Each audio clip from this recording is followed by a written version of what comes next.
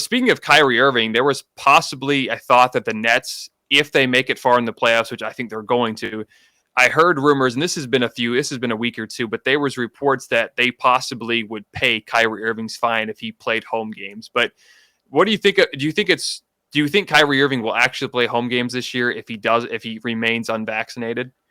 First of all, if I'm not mistaken, they can do that now.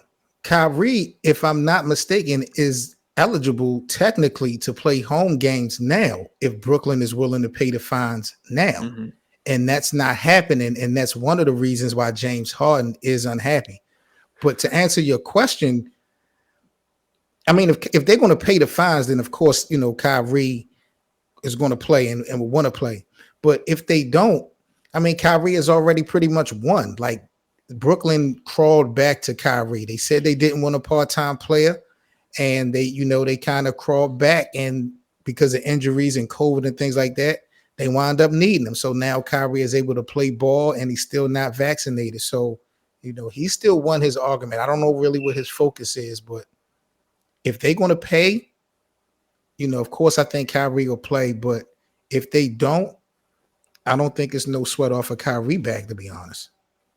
Yeah, and I think I could see it happening actually in the postseason because the Nets are they can, but it's very interesting to see. It's going to be very interesting to see what happens, and it's also, I don't know, with Kyrie Irving, as you mentioned, he's kind of up and down. You don't really, he's very hard to predict. But I mean, if I was the Nets, I'd be tempted to be just because of, or at least when they get into the postseason, just so they have that extra guy there. But I mean, I guess we'll see what happens.